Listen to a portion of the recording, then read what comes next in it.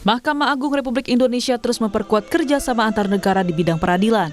Salah satunya melalui penandatanganan nota kesepahaman dengan lembaga peradilan tertinggi Timor Leste. Penandatanganan nota kesepahaman antara Mahkamah Agung Republik Indonesia dan Tribunal de Recurso República Democrática Timor Leste digelar di Gedung Mahkamah Agung pada Rabu 11 Februari 2026. Nota kesepahaman ini berfokus pada kerjasama di bidang pendidikan dan pelatihan hukum, termasuk peningkatan kompetensi hakim dan aparatur peradilan. Hadirin yang berbahagia, muatan paling berdasar dalam kerjasama ini adalah penguatan kapasitas profesionalisme sumber daya manusia di lingkungan peradilan, baik para hakim, panitera, dan pegawai pengadilan melalui pelaksanaan pendidikan dan pelatihan hukum, selain juga memperkuat hubungan persahabatan, saling pengertian, dan pertukaran pengetahuan antar lembaga peradilan di kedua negara.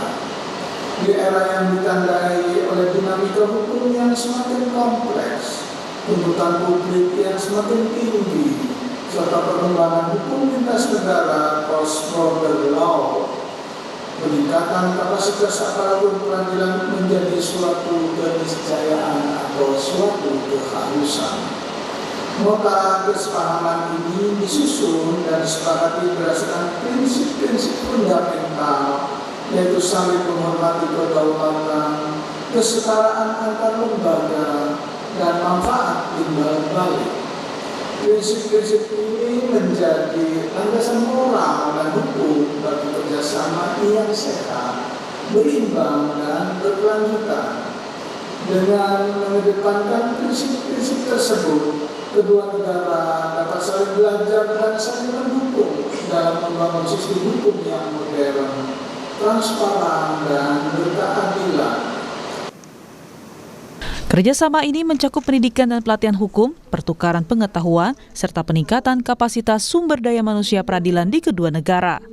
Kerjasama tersebut diharapkan memberikan kontribusi positif bagi pengembangan sistem peradilan di masing-masing negara.